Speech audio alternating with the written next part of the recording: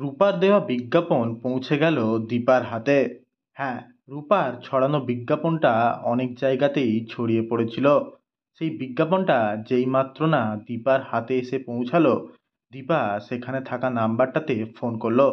Phone করে কোথাকার address, কোন জায়গায় আছে আর রূপার সঙ্গে তার কি সম্পর্ক, সেই সব কিছু সে এক মুহূর্তের মধ্যে জেনে নিল।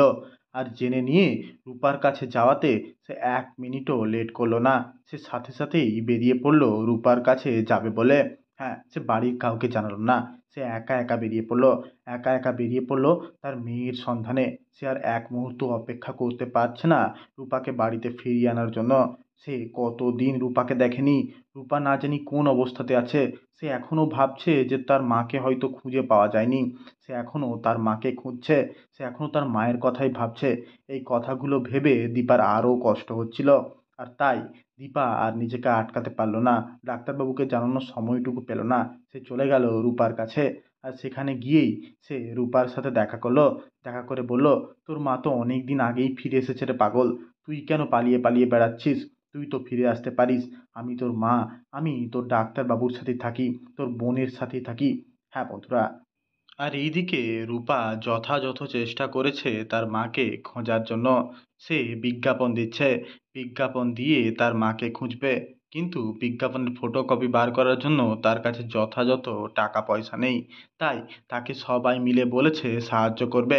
হ্যাঁ, রূপা একটা খুব ভালো মনের মেয়ে। দীপা তাকে খুব ভালোভাবে মানুষ করেছে।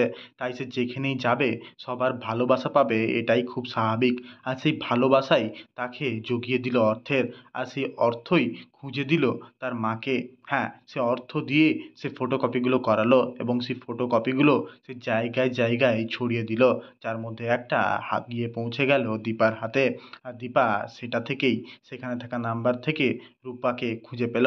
হ্যাঁ, এবার রূপাকে নিয়ে দীপা যাবে সেনগুপ্ত বাড়িতে ফিরে। আর দীপাকে কেউ ছোট করতে পারবে না।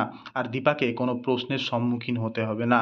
এবারে হয়তো আবার সোনা রূপা একসাথে দুই বোনের মতো সেনগুপ্ত পরিবারে থাকবে।